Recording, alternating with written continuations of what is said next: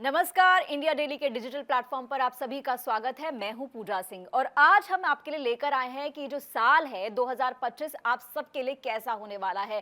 कैसी रहेगी आपकी लव लाइफ, कैसी रहेगी आपकी जॉब, कैसा रहेगा बिजनेस, जितने भी आपके सवाल हैं आज के इस हमारे स्पेशल शो के अंदर आपको मिल जाएंगे। और आपकी तमाम क्वेरीज, चाहे वो आपकी राशिफल से जुड़ी हों, चाहे आपकी लाइफ से जुड़ी हुई हों, उन तमाम सवालों के जवाब देने के लिए हमारे साथ हैं एस्ट्रो शिवांगी निर्भय। आपका बहुत बहुत स्वागत है मैम। नमस्कार मैम, राधे नमस्कार राधे। जी। सबसे पहले तो नए साल की बहुत बहुत शुभकामनाएं आपको। आपको भी मैम बहुत शुभकामनाएं और जो व्यूअर्स देख रहे हैं उनके लिए भी नया साल बहुत ही सुख समृद्धि और संपन्नता लेकर आए। जी।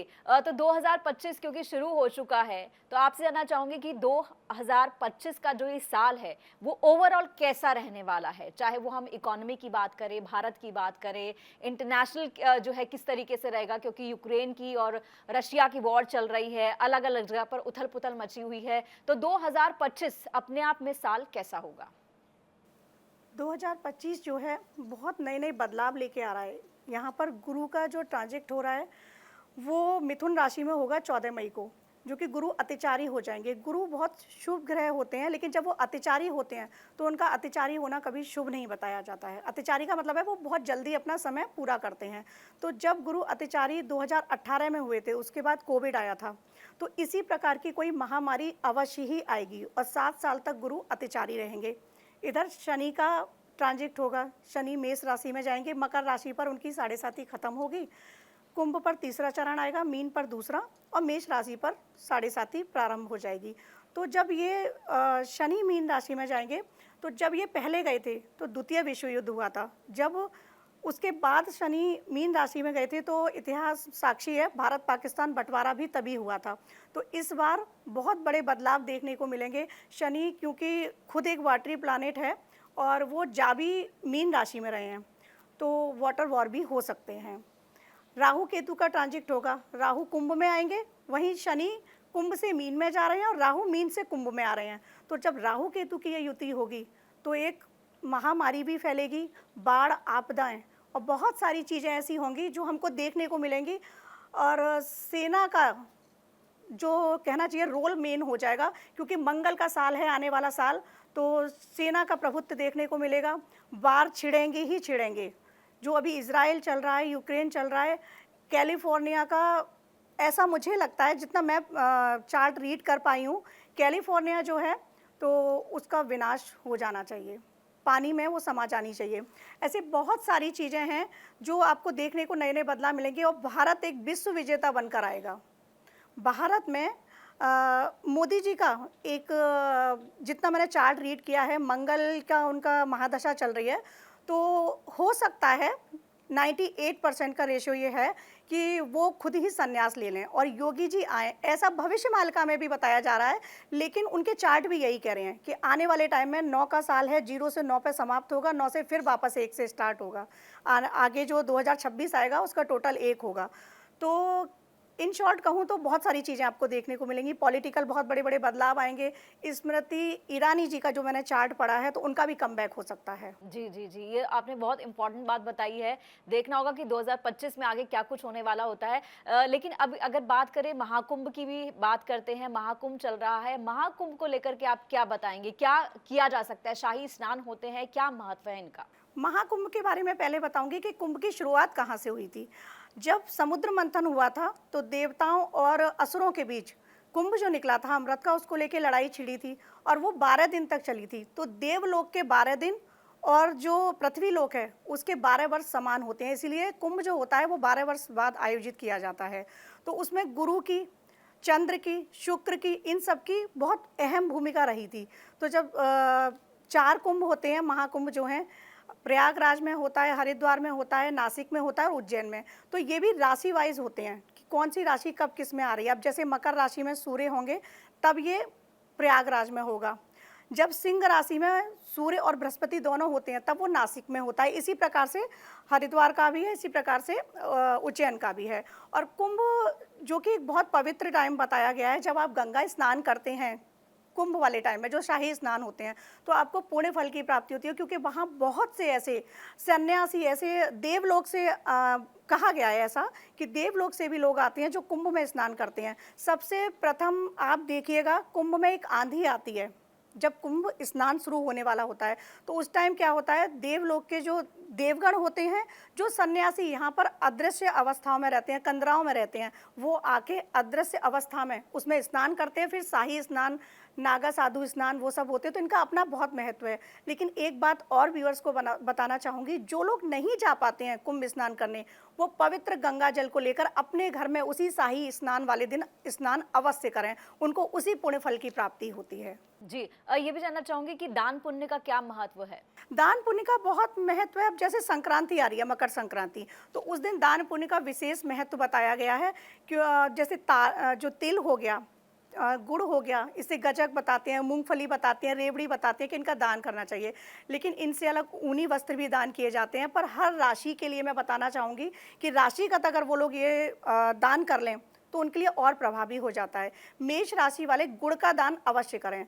सभी राशि वाले गजक का, मूंगफली का, रेवड़ी और ऊनी वस्त्र जो भी दान करते हैं वो तो करें, लेकिन साथ ही पर्टिकुलर जो राशियों के लिए बता रही हूँ वो दान अवश्य करें। मेष राशि वाले गुड़ का दान अवश्य करें। वृषभ राशि वाले चावल का दान अवश्य करें। मिथुन राशि वाले मूंग, जो साबुत मूंग आते हैं, उसका दान अवश्य करें। और ये 1.25 किलो ले लें, मात्रा सबकी 1.25 किलो होनी चाहिए, गुड़ की, मूंग की, चावल की, जो भी मैं पदार्थ बता रही हूँ। अब कर्क राशि वाले दूध का दान अवश्य करें। सिंह राशि वाले जो हैं उनके लिए बताना चाहूँगी कि जो लाल मसूर की दाल होती है वो उसका दान कर सकते हैं। अब अगर हम बात करें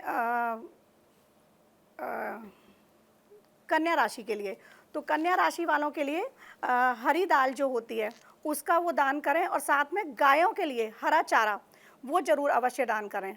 वृश्चिक राशि वालों के लिए स्पेशली वो किसी भी चीज़ का ऐसे दान कर सकते हैं, लेकिन साथ में अगर वो लाल मसूर, गुड़ का, मूंगफली का, स्पेशली 1.25 किलो मूंगफली का दान अवश्य करें। अब बात करते हैं धनु राशि वालों के लिए, तो वो चने की दाल अवश्य दान करें, सभी की मात्रा 1.25 किलो होगी। मकर राशि वाले काले तिलों का दान करें, 1.25 किलो काले तिल लाएं और दान कर दें। कुंभ राशि वाले काले साबुत उड़द का दान करें। अब जो काल पुरुष की अंतिम राशि है मीन राशि, मीन राशि वाले बेसन का दान करें, और ये दान जो वो करेंगे उससे उनके राशिगत प्रभाव जो है, दुष्प्रभाव, वो कम हो जाएंगे। और साथ में असहायों की मदद सभी राशि वाले करें। तो शनि का जो ट्रांजिट हो रहा है, शनि हर राशि वाले के लिए, यहाँ तक कि 7.5 से जो लोग पीड़ित हैं उनके लिए भी अपनी कृपा करेगा। जी, अब 12 राशियों की बात करते हैं। पहली 4 राशियों के लिए 2025 कैसा रहने वाला है, और साथ ही साथ अगर उनके राशि के अंदर किसी तरह की कोई प्रॉब्लम आपको दिखती है तो उसके लिए रेमेडीज क्या क्या हैं, वो आपसे जरूर जानना चाहेंगे। मेष राशि से शुरुआत करते हैं। पहली कालपुरुष की राशि है। मेष राशि वालों के लिए साल बहुत अच्छा जाने वाला है। बस 7.5 ही उन पर लगेगी प्रथम चरण, तो कार्य में अड़चन आएंगी। लेकिन जो लोग असहायों की मदद करेंगे, जो लोग गरीबों की मदद करेंगे, जैसे आपने देखा होगा कई लोग रिक्शे वालों से भी बार्गेनिंग करते हैं, सब्जी वालों से भी बार्गेनिंग करते हैं, तो जिनकी भी 7.5 चल रही है वो ऐसा कोई कार्य ना करें। शनिदेव प्रसन्न होते हैं, अच्छे कर्म रखो और असहायों की मदद करो। तो मेष राशि वालों के लिए कुछ कामों में अड़चन आएंगी, लेकिन जिन लोगों के कर्म अच्छे हैं उनके लिए ये अड़चन नहीं आएंगी। पैसे की दृष्टि से बहुत अच्छा साल जाएगा। पति पत्नी के संबंध भी बहुत अच्छे सुधरेंगे। अच्छा, रेमेडीज पे बात करूं तो मेष राशि वालों के लिए हनुमान जी की आराधना इस साल वो अपनी जितनी भी करते हैं वो बढ़ा दें, और जो लोग नहीं करते हैं वो करना स्टार्ट कर दें। हनुमान चालीसा का पाठ करें। वृषभ राशि, वृषभ राशि वाले जातकों के लिए ये साल बहुत ही ट्रांसफॉर्मिंग ईयर होगा। नई नई चुनौतियां उनके सामने आएंगी और वो उसको पूरा भी कर लेंगे। लेकिन उनके साथ एक चीज़ है, बहुत सीधे होते हैं। कभी भी किसी पर फाइनेंशियल वो ट्रस्ट ना करें, क्योंकि इस साल फिर धोखे का योग भी बन रहा है। तो पैसे को लेकर वो लोग कोई भी किसी पर ट्रस्ट ना करें, किसी को नहीं दें। और अगर उनकी रेमेडीज़ के लिए अगर हम बात करें तो उनको भी हनुमान चालीसा का पाठ बजरंग बाण का संपुट लगाकर करना है। पहले बजरंग बाण, फिर हनुमान चालीसा, फिर बजरंग बाण। अब आते हैं मिथुन राशि पर। मिथुन राशि वाले जातकों के लिए ये साल नया सौहार्द लेके आएगा। उनकी लाइफ में प्रेम हो, शादी हो, करियर हो, सभी तरीके से ये साल बहुत अच्छा जाने वाला है। और उनके लिए एक ही छोटी सी रेमेडीज़ बताना चाहूँगी कि सिर्फ और सिर्फ हनुमान जी के साथ वो माता सीता की भी आराधना स्टार्ट कर दें। सीता की आराधना नहीं कर सकते हैं तो सिर्फ ध्यान में कुछ समय माँ सीता की वो आराधना करें। कर्क राशि वाले जैसे बहुत कोमल होते हैं, तो इस साल उनके लिए ढैया की तो समाप्ति होगी, ढैया से मुक्ति मिल जाएगी, लेकिन वो लोग इमोशनल ट्रस्ट किसी पर ना करें। इमोशनल ट्रस्ट नहीं करना है, इमोशनल धोखे मिलेंगे उनके लिए, कर्क राशि वालों के लिए। लेकिन पैसे की दृष्टि से ये साल बहुत अच्छा जाएगा। अगर रेमेडीज़ की बात करें तो कर्क राशि वाले कुछ टाइम मून लाइट में स्पेंड करना स्टार्ट कर दें। स्पेशली पूर्णिमा वाले दिन जाकर चंद्रमा की जो किरण आ रही हैं, पूरी किरणों को अपने अंदर समाना है, ध्यान में चंद्रमा को ही देखना है, चांदी के गिलास में पानी पीना स्टार्ट कर दें। ऐसा करने से उनकी जो भी उनकी फीलिंग्स अप एंड डाउन्स होती हैं वो ठीक हो जाएंगी। सिंह राशि की बात करते हैं। सिंह राशि वाले जातकों के लिए ये साल सामान्य रहेगा, लेकिन उनके अपने पति पत्नी के जो संबंध हैं उसमें संबंध विच्छेद का भी कई बार ऐसा कारण देखने को मिलेगा, क्योंकि सिंह राशि है वो खुद को सूर्य की राशि है और वो राजा समझते हैं। तो इस बार उनका ईगो, जितना भी ईगो है वो और बढ़ेगा, तो उनको अपनी ईगो पे कंट्रोल रखना है और सूर्य में कुछ समय सूर्य की रोशनी में जाके बैठना है। प्रातःकाल उठकर सूर्य को जल देना है, एक तांबे का लोटा लेना है, उसमें लाल पुष्प डालना है, साथ ही उसमें रोली भी डालनी है और सूर्य को अर्पित करना है। अब जिन लोगों की नाइट शिफ्ट होती है वो लोग ऐसा नहीं कर सकते हैं, तो वो अपने घर में ईशान कोण में एक उगते हुए सूर्य का चित्र लगा लें और जब भी वो उठें तो उसके साथ अपनी एनर्जी को कनेक्ट करने की कोशिश करें। अब आते हैं हम कन्या राशि पर। कन्या राशि के लिए ये साल मिला जुला रहेगा, लेकिन जिनके कोर्ट कचहरी के मुकदमे चल रहे हैं उनसे उनको निजात मिलेगी, उनको निजात मिली जाएगी और उनके फेवरेबल होंगे वो सारे जो फैसले होंगे, पक्ष में आएंगे, उनके पक्ष में सारे फैसले आ जाएंगे कन्या राशि वालों के। और कन्या राशि वालों के लिए एक और बात है कि इनके जो मित्र हैं उनमें से ही एक मित्र इनकी बहुत बड़े मददगार साबित होंगे किसी भी क्षेत्र में। तो जो अच्छे मित्र हैं उनको कांटेक्ट में रखिएगा, उन पर ट्रस्ट करिएगा, आने वाले साल में वो आपको बहुत बड़ा फ़ायदा कोई देने वाले हैं। और कन्या राशि के लिए रेमेडीज़ की अगर मैं बात करूं तो ये लोग गाय को चारा खिलाएं और हनुमान चालीसा का पाठ करें। जी, इससे पहले कि अगली राशि पर आएं, मैं ये जानना चाहूंगी कि जिस तरीके से आप राशियों की और रेमेडीज की बात कर रहे हैं, तो ये रेमेडीज जो हैं उनको करने का क्या कोई समय, कोई दिन ये भी डिसाइडेड होता है? नहीं, जो रेमेडीज़ मैं बता रही हूँ आप डेली कर सकते हैं। अगर डेली नहीं कर सकते हैं तो फिर आप पर्टिकुलर अपने इष्ट देव के दिन पर कर लीजिएगा, जिस भी इष्ट को आप मानते हैं। अब कोई लोग शिव को मानते हैं, मंडे कर लीजिएगा, कोई कृष्ण को मानते हैं आप बुधवार को कर लीजिएगा, गणपति को मानते हैं बुधवार को, जो आपके इष्ट देव हैं। हर किसी का कोई ना कोई एक होता है। दिन नहीं पता कि आपको उपाय किस दिन करना है, तो जिस दिन आप जो आपके इष्ट हैं उस दिन जो आपके इष्ट देव हैं उस दिन ये उपाय कर लीजिएगा। किसी के राम जी हैं या सूर्य हैं तो आप संडे को कर लीजिएगा। तो जो आपके इष्ट देव हैं, जो इष्ट देव का दिन है उस दिन आप कर सकते हैं, और अगर डेली कर सकते हैं तो बहुत अच्छी बात है। अब बात करते हैं तुला राशि पर। तुला राशि के जो जातक होते हैं बहुत ही बैलेंसर होते हैं, लेकिन इस साल उनका बैलेंस बिगड़ेगा। उनकी मानसिक उथल पुथल बहुत रहेगी, उनके जो दिमाग में तूफान ऐसा आएगा कि वो कई बार सब कुछ तबाह करके भी जा सकता है। तो जो जैसे उनकी राशि है बैलेंसर है, वैसे ही उनको अपने इमोशंस को बैलेंस करने की ज़रूरत है। और तुला राशि वालों के लिए खासकर मैं बता रही हूँ, वो लोग SIP कर सकते हैं, उनको प्रॉफिट होगा। स्टॉक मार्केट का रेट वैसे तो इस साल अप एंड डाउन्स होंगे, बहुत सारे हाई भी जाएगा, अप डाउन भी आएगा, लेकिन तुला राशि वाले उसमें निवेश कर सकते हैं। अब तुला राशि की रेमेडीज़ की अगर मैं बात करूं तो वो लोग शुक्रवार वाले दिन माता लक्ष्मी के मंदिर में जाकर गुलाब का पुष्प अर्पित करके आएँ, और हनुमान चालीसा का पाठ वैसे हर राशि वाले ही करें, ये लोग भी करें। जी, जो आपने गुलाब के फूल की लक्ष्मी जी को चढ़ाने की बात कही है, जी, तो मेरा यहाँ पर एक सवाल है कि अगर आप अपने घर की लक्ष्मी को खुश रखेंगे तो आपकी वैसे ही समस्याएं बहुत कम हो जाएंगी। ये हर राशि वाले, हर जातक के लिए ये है कि आपकी कुंडली में अगर आपको शुक्र बलवान करना है तो अपने घर की लक्ष्मी को सम्मान देना शुरू कीजिएगा, प्रेम देना शुरू कीजिएगा। क्योंकि होता क्या है कि कहते हैं हम लक्ष्मी हमारे घर में टिक नहीं रही, लेकिन जो गृह लक्ष्मी है, क्योंकि गृह लक्ष्मी को 8 लक्ष्मियों में एक माना जाता है। और होता क्या है, अक्सर होता है 90% फैमिली में होता है कि गृह लक्ष्मी को ही अनादर के भाव से, उपेक्षा के भाव से देखा जा रहा है, तो फिर वहाँ लक्ष्मी नहीं टिकेगी। आप देख लीजिएगा, अंबानी फैमिली देख लो, बड़े बड़े किसी भी फैमिली में देख लो, वहाँ पर लक्ष्मी पूजा, मतलब उस घर की लक्ष्मी की पूजा होती है, उस घर की लक्ष्मी को माना जाता है। और हमारे शास्त्रों में वर्णित है कि जहाँ लक्ष्मी की, नारी की पूजा होती है, वहाँ लक्ष्मी निवास करती है, वहाँ देवता निवास करते हैं। तो ये शुक्र की बहुत स्ट्रांग रेमेडीज है कि अपने घर की लक्ष्मी ये को कोई भी कर सकता है। कोई भी कर सक हर कोई करे।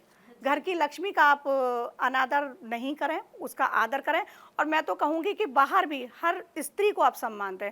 आप देखिएगा, ये करके देखिएगा, आपने स्त्री सम्मान देना शुरू कर दिया ना, आपकी जेब में लक्ष्मी कहाँ से आएगी आपको भी नहीं पता। और लक्ष्मी के लिए तो फिर बहुत सारी रेमेडीज हैं, आगे हम बात करेंगे। जी जी, चलिए अगली राशि पर आते हैं। तुला तक आपने बताया। वृश्चिक राशि की बात करते हैं अब।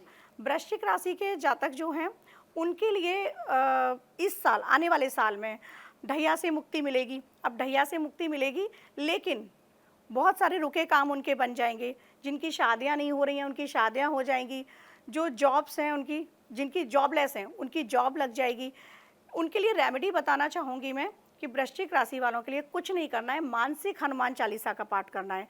अब मानसिक पाठ ऐसे होता है, वो मुंह से नहीं हनुमान चालीसा आपको पढ़ना, आपको अपनी सांसों के माध्यम से हनुमान चालीसा पढ़ना है।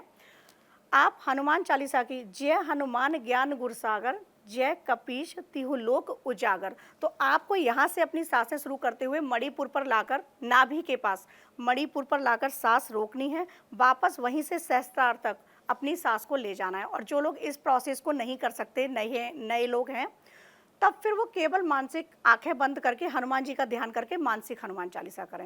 लेकिन जो लोग सांसों के माध्यम से कर सकते हैं, वो सांसों के माध्यम से करें, तो हनुमान जी उनके लिए वो सब कुछ देंगे जिनकी उन्होंने अभी कल्पना भी नहीं की होगी।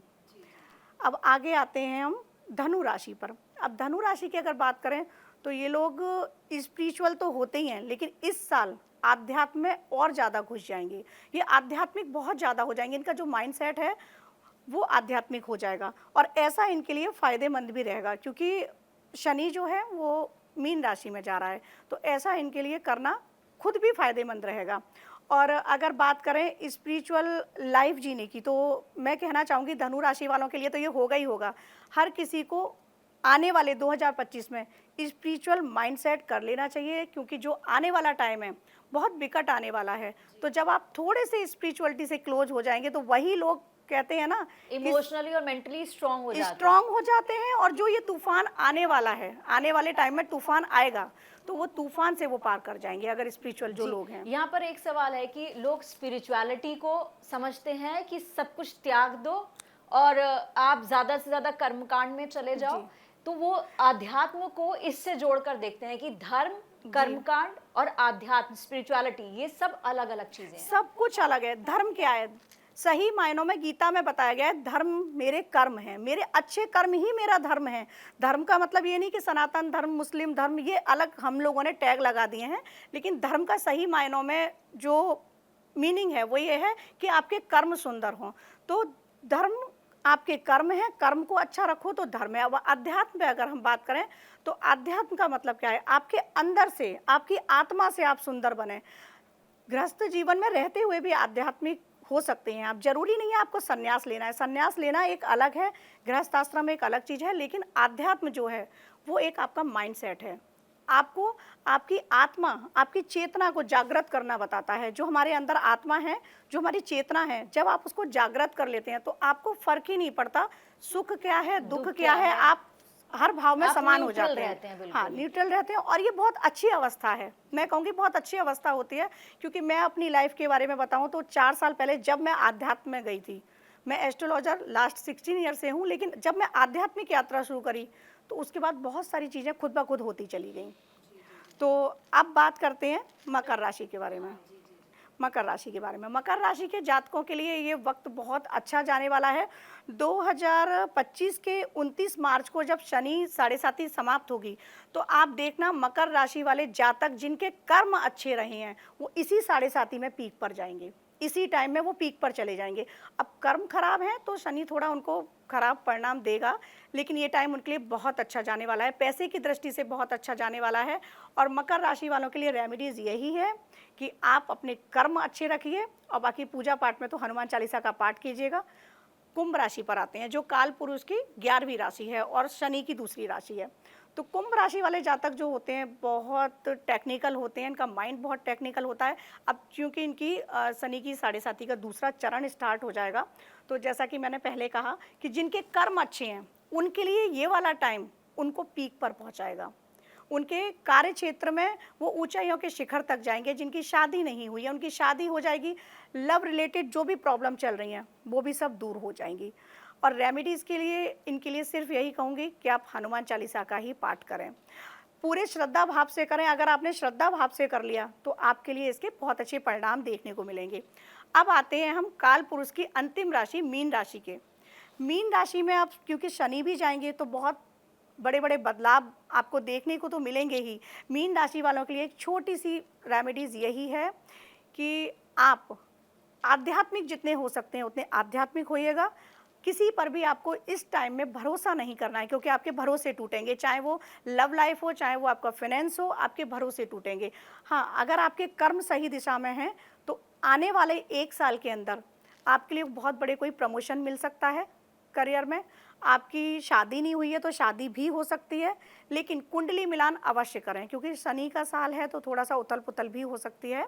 और रेमेडीज़ उनके लिए ये है कि भगवान विष्णु की आप आराधना करें, साथ ही हनुमान जी की आराधना सभी के लिए करनी है। जी, यहाँ पर आपने कर्म की बात कही है, क्योंकि अगर हम बात करें तो कलयुग चल रहा है जी जितना आज हम देख रहे हैं, जो समाज है वो काफी बदल चुका है। जी 10 साल पहले, 20 साल पहले, 30 साल पहले, 40 साल पहले जो था वो अब नहीं है। जी लोग कहते हैं कि लोगों के कर्म तो बहुत खराब होते हैं, लोगों के साथ बदतमीजी करते हैं, बुरा करते हैं, लेकिन उनके पास पैसे की कमी नहीं है, बहुत खुश रहते हैं। इसके पीछे क्या वजह है?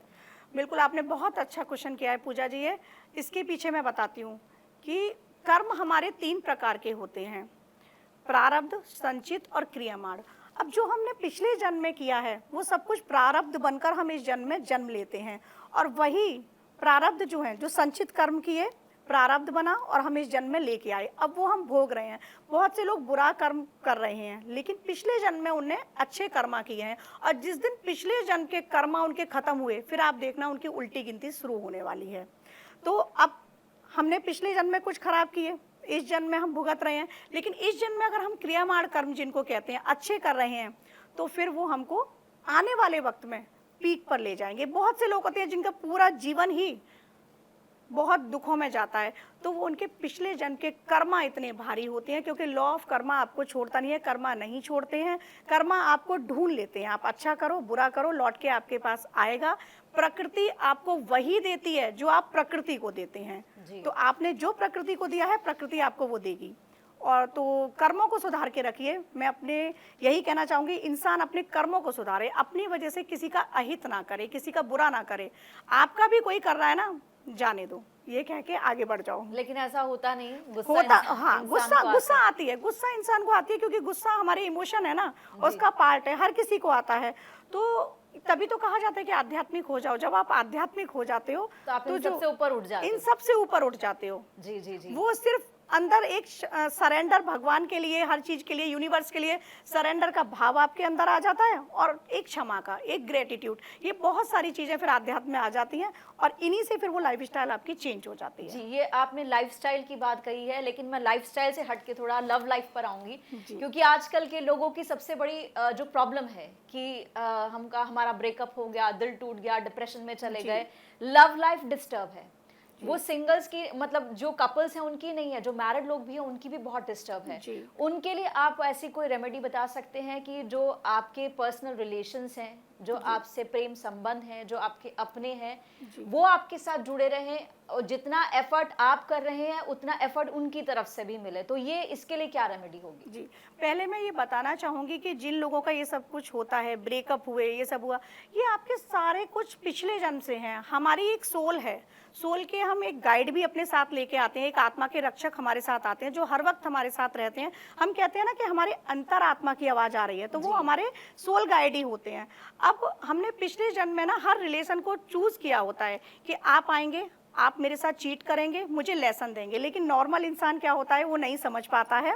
वो सोचते हैं कि सामने वाले ने मुझे चीट कर दिया या मुझे लव नहीं मिला मेरा। सब कुछ हम डिसाइड करके आते हैं। ये कार्मिक होते हैं रिलेशन, कार्मिक रिलेशन होते हैं ट्विन फ्लेम होते हैं, सोलमेट होते हैं, ये रिलेशन के पार्ट हैं। अब जैसे ट्विन फ्लेम का आपने काफी सुना होगा, ये ट्विन फ्लेम जो होते हैं ना, ये एक ही सोल होती है। जैसे राधा कृष्ण है एक ही थे, जी, शिव जी। शक्ति है एक ही थे, तो ऐसी सोल भी हमारे अर्थ पे होती हैं कि जो ट्विन फ्लेम होती हैं और उनको वो फील होता है। जरूरी नहीं है कि उनकी मैरिज हो, हाँ, लेकिन वो बॉन्ड वो फील होता बॉन्ड है। फील होता है। कई बार हमारा कोई फ्रेंड है तो हम उसके सामने वो बॉन्ड फील करते हैं कि हमारी मिरर सोल है, हमें खुद पहचान में आ जाती है। अब इसी तरह से सोलमेट, हम अपने पार्टनर को सोलमेट बोल देते हैं। सोलमेट मदर भी हो सकती है, सोलमेट बच्चे भी हो सकते हैं, जिससे आपकी सोलमेट कंपैटिबिलिटी हाँ होती है वो basically। सोलमेट हो सकते हैं। अब बात अगर रिलेशनशिप की करें तो यहाँ पर थोड़ा सा ना किसी को भी पेशेंस नहीं है, हर किसी में ईगो है, चाहे वो मेल हो या फीमेल हो, तो ईगो बीच में आ जाता है और इसीलिए रिश्ते टूटते हैं। अगर रेमेडीज पे आते हैं, हम ये तो बहुत डिटेल टॉपिक हो जाएगा, रेमेडीज पे आते हैं। रेमेडीज के लिए ये है कि आप राधा कृष्ण की पेंटिंग अपने बेडरूम में, जो कपल हैं वो लेकिन कहते हैं कि भगवान की फोटो बेडरूम में नहीं लगानी हाँ चाहिए। भगवान की नहीं लगानी चाहिए, लेकिन राधा कृष्ण जो है ना वो प्रेम का प्रतीक है, उनकी फोटो तो लेकिन लगाइएगा। हम तो उनको भगवान ही मानते हैं कि श्री हाँ, कृष्ण जी भगवान हाँ, है, श्री जी है। श्री कृष्ण जी भगवान है, श्री जी है भगवान है, लेकिन आपके अंदर लव की जो एनर्जी है वो राधा कृष्ण की ही एनर्जी है। हर सोल में किशोरी जी हैं, हर सोल में कृष्ण जी हैं, तो वो एनर्जी आपके अंदर है, तो आप राधा कृष्ण के अलावा किसी की नहीं लगा सकते। और इवन मैं कहूंगी, एक चीज और बताना चाहूंगी व्यूअर्स के लिए, कि लोग मेन गेट पे गणपति जी लगा देते हैं, मत लगाइए। गणपति जी के पीछे दरिद्रता होती है, आपके घर के अंदर दरिद्रता आएगी। जी जी जी। दूसरी चीज कि भगवान आपके रक्षक नहीं, भगवान आपके गार्ड नहीं है। जो आप गेट पे लगा रहे हैं उनके लिए मंदिर है, चाहे आपका छोटा सा है, जो भी है मंदिर में रखिएगा। मेन गेट पे कुलदेवी का निवास होता है, तो उनका निवास रहने दीजिएगा, उन्हीं की परमिशन से सारे लोग अंदर आते हैं। अच्छा अच्छा अच्छा। और जिन लोगों के घर में बहुत सारी प्रॉब्लम्स होती हैं उसके लिए भी बताना चाहूंगी, चाहे वो करियर वाइज हो, जैसे आपने अभी क्वेश्चन किया मुझसे कि अनबन रहती है पति पत्नी में, या लव लाइफ डिस्टर्ब है, मुख्य द्वार का शुद्धिकरण उनका करना बहुत जरूरी है, क्योंकि उनके घर का वास्तु भी गड़बड़ होता है, तो घर का वास्तु भी वो थोड़ा चेक करें। पहली रेमेडीज के साथ मैं ये बता रही हूँ, घर का वास्तु थोड़ा ठीक करें, वास्तु कहीं ना कहीं गड़बड़ है। रेमेडीज पे राधा कृष्ण की पेंटिंग लगाएं, आपस में प्रेम बढ़ाने के लिए, पति पत्नी हो या फिर अगर प्यार सच्चा है तो, अफेयर टाइम पास है तो नहीं, प्यार सच्चा है तो वो जरूर करें। पता ही नहीं चलता आजकल है क्या। हाँ नहीं, पता चल जाता है अगर आप चलाओ तो अगर सच्चा है प्रेम, तो केवड़े का इत्र जो महिला है हाँ। वो पुरुष को गिफ्ट करे। केवड़े का इत्र विष्णु भगवान को अति प्रिय है। लेकिन यहाँ पे एक और विरोधाभास से कहते हैं कि किसी को आपको रुमाल या परफ्यूम गिफ्ट नहीं करना चाहिए। परफ्यूम नहीं करना चाहिए। ये इत्र जो है ये केवड़े का इत्र बता रही हूँ मैं, और इत्र गुलाब का बता रही हूँ। गुलाब का इत्र जो मेल है, लड़का लड़की को दे सकता है, लड़का लड़की को दे, और केवड़े का लड़की लड़के को दे, और वो डेली आप लगाओ, आप दोनों में अट्रैक्शन बढ़ेगा। और वो लगाने का प्रोसेस भी है, प्रोसेस दोनों का सेम है। आप सबसे पहले अपने मणिपुर पर, नाभि के पास लगाएंगे वो इत्र, फिर आप अनाहत चक्र पर, हट चक्रा पर लगाएंगे, फिर थ्रोट विशुद्धि चक्रा पर, फिर थर्ड आई पर। थर्ड आई से ही वाइब्रेशन जा रही है एक दूसरे की। जी जी ठीक है, यहाँ से आप भेज दो। जो वशीकरण वगैरह बहुत अलग टॉपिक होते हैं, ये पॉजिटिवली आप भेज रहे हो अपनी वाइब्स, अच्छी वाइब्स भेजिएगा। सामने वाला अगर थोड़ा सा भी उसके अंदर फील है आपके लिए तो वाइब्स आएंगी। जहाँ तक मैंने वशीकरण का पढ़ा, वहाँ पे भी होता है वशीकरण तिलक होता है कोई, जो यहाँ वशीकरण तिलक, हाँ तिलक बनाए जाते हैं वशीकरण। लेकिन देखो वशीकरण को बहुत गलत तरीके से आ गया है, क्योंकि हाँ बहुत, लेकिन वशीकरण जो शिव जी ने बताया था, रुद्रयामल तंत्र में भी इसके बारे में बताया गया है। सप्तशती में लोगों ने पढ़ा हो, सप्तशती में लोगों ने पढ़ा हो, रुद्रयामल तंत्र में भी इसके बारे में बताया गया है। जैसे वशीकरण, स्तवन, सम्मोहन, उच्चाटन, ये एक अलग मारण टॉपिक है। लेकिन नहीं, लेकिन ये क्या है मैम, इसको ना पूजा जी जैसे इसको बताया गया है बहुत गलत तरीके से, लेकिन इसका पॉजिटिव तरीका ये है, जो मोहन है वो अपने इष्ट का मोहन कर लो, स्तवन कर लो, अपनी जो इंद्रियां हैं 5 उनका स्तवन करो, उच्चाटन अपने गुस्से का कर लो। इन सब का जो है ना, लोग क्योंकि परेशान होते हैं, लोग चाहते हैं कि कहीं से उनको आराम मिले, राहत मिले, कोई उपाय मिले, तो इन सब चीजों के नाम पे लोगों को ठगा जा रहा है। लोगों को ठगा जा रहा है। लोगों को ठगते हैं जिनको कुछ नहीं आता है। वो कहते हैं, मैं किसी का विरोध नहीं कर रही हूँ, लेकिन वो लोग कहते हैं हम बहुत बड़े तांत्रिक हैं, आप ये कराइए, हम आपका ये कर देंगे, वो कर देंगे। तो ये चीजें इनमें कभी नहीं पड़ना चाहिए। चलिए अब रेमेडीज पर आते हैं। बहुत बड़ा टॉपिक है। लव लाइफ की तो हमने बात कर ली। लव लाइफ के लिए राधा कृष्ण का लगाइएगा, गुलाब का इत्र और केवड़े का इत्र लगाइएगा। साथ में आपको श्री जी की एनर्जी के साथ जुड़ना है। अब वो एनर्जी आप अपने ध्यान में कनेक्ट कर सकते हैं। श्री जी मतलब राधा रानी की एनर्जी के साथ कनेक्ट हो जाइए। श्री जी चाहेंगी तो श्री कृष्ण भी उनके दास हैं, आपको सब कुछ मिलेगा। इसीलिए हमेशा जब कृष्ण जी के मंदिर जाते हैं तो राधे राधे कहा जाता है। जी, राधे राधे बिल्कुल इसीलिए कहा जाता है क्योंकि राधे का नाम जहाँ होगा, अभी मैं श्री जी की बात कर रही हूँ, राधे की बात कर रही हूँ, मेरा ऐसा मानना है, मेरी आत्मा का ऐसा मानना है, यहाँ कृष्ण मौजूद हैं। जी जी, जहाँ भी राधे का नाम बोलिए राधे राधे। वो राधे राधे। चलिए अब हम एक और सवाल है कि मतलब कहते हैं कि प्यार तब तक नहीं टिकता जब तक पैसा नहीं होता। जी, तो एक आजकल ये भी प्रॉब्लम है कि हमारे पास पैसे नहीं है तो हमारे रिलेशंस खराब हो जाते हैं। कहा जाता है friends with benefit, relatives with benefits, ये सब बातें कही जाती हैं। तो धन लक्ष्मी के लिए क्या आप उपाय बताएंगे? धन लक्ष्मी के लिए छोटी छोटी 2-3 रेमेडीज हर कोई कीजिएगा। मेरी खुद की वो की हुई हैं तो मैं आपको बता सकती हूँ। आप आने वाला साल मंगल का साल है, आपको क्या करना है, अनार लाना है, अनार के 108 दाने निकालने हैं और शिवलिंग पर जाना है शुक्रवार वाले दिन, और वो एक दाना 108 दाने हैं जैसे माला में होते हैं मन के, आपको श्रीम का उच्चारण करते हुए, श्रीम मंत्र का उच्चारण करते हुए एक दाना श्री 2 ऐसे करके 108 दाने शिवलिंग पर चढ़ाइएगा। ऐसा करने से माँ लक्ष्मी आपकी तरफ आकर्षित होंगे और स्थायी रूप से निवास करेंगी। नए साल में मकर संक्रांति के बाद आप दक्षिणावर्ती शंख घर में खरीद के लाइएगा, उसमें चावल भरकर अपने मंदिर के ईशान कोण में रख दीजिएगा। गज केसरी योग का घर में निर्माण कीजिएगा, ईशान कोण में ही। मंदिर है तो ठीक है, मंदिर नहीं है तो स्वच्छ जगह बनाकर एक पटला रखकर उस पर पीला कपड़ा रखकर पीतल के लोटे में गंगा जल भरिएगा, उसमें चांदी का एक सिक्का डालना है और उस पर लक्ष्मी गणेश जी अंकित हों। उस जल को आप अपने घर में चार्ज कर लीजिएगा, उस जल से पूरे घर में डेली छिड़काव भी कीजिएगा। ऐसा करने से स्थायी लक्ष्मी आपके घर में निवास करेगी। और जो अनार वाला मैंने अभी बताया वो कोई भी कर सकता है, ये भी कोई भी कर सकता है, और ये रेमेडीज 100% और 100% आपको फ़ायदा देगी। एक चीज़ और बताना चाहूँगी, बहुत से लोग कहते हैं कि करोड़पति हर कोई नहीं बनता, हम तो नहीं बन रहे। तो करोड़पति होने का मतलब यही नहीं है कि आपने बहुत सारा करोड़ों पैसा हो, आप नेम फेम अपने परिवार में सुखी हैं तो वो भी करोड़पति हैं आप। जी जी जी जी। तो भगवान शंकर जी से आपने जुड़ी रेमेडी बताई कि किस तरीके से हमें धन लक्ष्मी को अट्रैक्ट करने के लिए करना चाहिए उपाय। यहाँ पर एक बहुत पहले मैंने एक एस्ट्रोलॉजर से बात की थी, शिवलिंग की मैंने रेमेडीज इसलिए बताई क्योंकि अनार है, लाल रंग, मंगल का साल है और शिव जी के ही रुद्र अवतार हनुमान जी हैं। तो ये रेमेडीज जब आप करेंगे तो लक्ष्मी आएंगी। ये कोई भी कर सकता है। और अनार जो है वो माँ लक्ष्मी को प्रिय है। कोई भी कर सकता है, कोई भी कर सकता है, हर कोई करे। जी जी। अब भगवान शंकर के से जुड़ी जो रेमेडीज की मैं बात कर रही हूँ, मुझे किसी ने बताया था कि जब आपका कोई शत्रु आपको बहुत परेशान करता है तो शंकर जी से जुड़ी एक और रेमेडी होती है कि आप सरसों का तेल जो है शिवलिंग पर चढ़ाएं। तो शंकर जी पर जब आप चाहे सरसों का तेल चढ़ाते हैं उसका इफेक्ट अलग होता है, दूध चढ़ाते हैं उसका अलग होता है, जल चढ़ाते हैं उसका अलग होता है, मठा चढ़ाते हैं तो अलग होता है। इसके बारे में बताएं थोड़ा। अब जैसे ना तेल चढ़ा रहे आपने बताया, तो तेल का एक शनि से रिलेटेड हो गया कि शनि जिनके पीड़ित करते हैं उनके लिए भी तेल बता दिया जाता है, शत्रु के लिए तेल बता दिया जाता है कि सरसों का तेल अर्पित करो। बहुत से लोग तिल का तेल भी बता देते हैं, वो अर्पित करो, तिल अर्पित करो, काले तिल अर्पित करो, क्योंकि रेमेडीज जो हैं वो अलग अलग तरीके से हैं। अब दूध की जो रेमेडीज होती है वो आपका चंद्रमा अगर कमजोर है तो आपके लिए कच्चा दूध बताया जाएगा। आपका शुक्र कमजोर है, आप शिवलिंग पे दूध चढ़ाओ, दही मिश्रित चढ़ाओ। यहीं पर एक रेमेडीज और याद आई मुझे कि बतासा, हरी इलायची जल में डाल के अगर आप शुक्रवार को चढ़ाते हैं किसी भी टाइम सुबह शाम, तब भी माँ लक्ष्मी आकर्षित होती हैं। अब जल का जो है, जो कुछ भी नहीं चढ़ा पा रहा है वो जल चढ़ाए, जल तत्व को उनके लिए, शिव जी के लिए अर्पित करें और ओम नमः शिवाय का जाप करते रहें।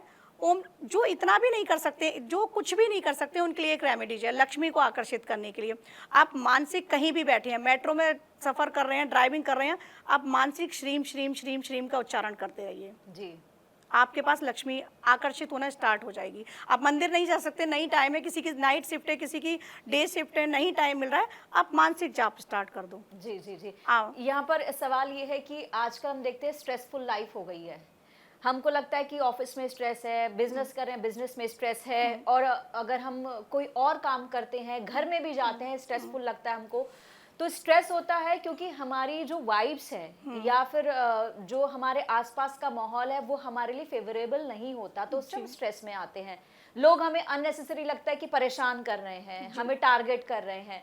तो अपने आसपास अगर आपको पॉजिटिव माहौल बनाना हो, जो आपके मित्र नहीं है, आपको लगता है ये जो दुश्मन भी हैं वो मित्र ना बन पाए, कम से कम हमें परेशान ना करें, तो ये जो है इस चीज को अलाइन करने के लिए आप कैसे देखते हैं, क्या कर सकते हैं? इसको अलाइन करने के लिए आप शत्रु की अगर बात करें तो माँ बगलामुखी के लिए बताया जाता है, माँ बगलामुखी की आराधना कर लीजिएगा, पंचमुखी हनुमान जी की आराधना कर लीजिएगा। लेकिन अगर इन शॉर्ट बताऊं तो आप सामने वाले को अपनी वाइफ से भी, कहते हैं ना कि किसी की वाइफ पॉजिटिव आ रही हैं, किसी की नेगेटिव आ रही हैं, तो आप जितने पॉजिटिव होंगे उतने सामने वाले को आप एनर्जी ट्रांसफर कीजिएगा। आप कुछ मत बोलिएगा, सामने जाके आप लेकिन आपको पॉजिटिव रहने की जरूरत है। आप पॉजिटिव हैं, सामने जाके सिर्फ वाइब्स उसको पॉजिटिव भेजिए, वहां से भी फिर जो नेगेटिव वाइब्स हैं वो अपने आप से ट्रांसफॉर्म हो जाएंगी और पॉजिटिव वाइब्स ही आपके पास आएंगी। लाइफ में ना एक बहुत छोटा सा सूत्र है, सकारात्मक सोचिए, सकारात्मक रहिए और सकारात्मक ही बोलिए, फिर देखिए आपकी जिंदगी सकारात्मक हो जाएगी। जी जी जी, यहाँ पर एक सवाल और करना चाहूंगी कि लोग अपना करियर बनाना चाहते हैं, कि हम बाहर जाना चाहते हैं अब्रॉड, जी पढ़ने के लिए, कि बिजनेस के लिए, कि जॉब के लिए, उनके लिए क्या रेमेडी बताएंगी आप कि उनको क्या करना चाहिए कि उनका वीजा लग जाए, उनको काम करने का मौका मिले बाहर?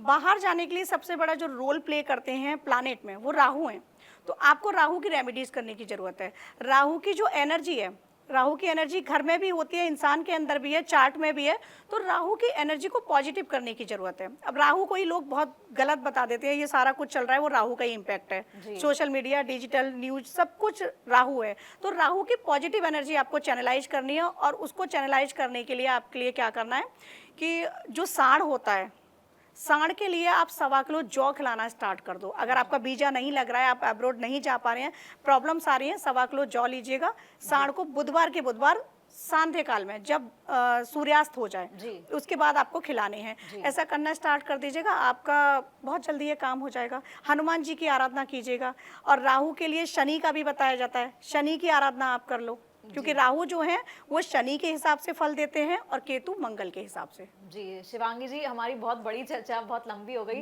लेकिन मेरे पास सवाल जो है अभी खत्म नहीं हुए। आपके साथ दोबारा जो है मैं चर्चा पर जरूर बैठूंगी। फिलहाल आपके इस पूरी चर्चा के लिए, रेमेडी बताने के लिए, आपका शो में आने के लिए बहुत बहुत धन्यवाद और उम्मीद करती हूँ कि ये साल जो है आपके लिए, आपके परिवार के लिए मंगलमय रहे हो। और मैं अपने दर्शकों को भी यही कहना चाहूंगी कि आप सभी के लिए 2025 का ये जो साल है वो अच्छा रहे और जो शिवांगी जी ने रेमेडीज बताई हैं तमाम लोगों के लिए, उससे आपको जरूर फायदा पहुंचेगा, करके देखिएगा। और तमाम भविष्यवाणियां भी की हैं उन्होंने, तो देखना होगा कि ये साल 2025 आपके लिए, मेरे लिए, हम सबके लिए कैसा रहेगा। तो मेरे इस शो में आज के लिए इतना ही, दीजिए इजाजत, नमस्कार।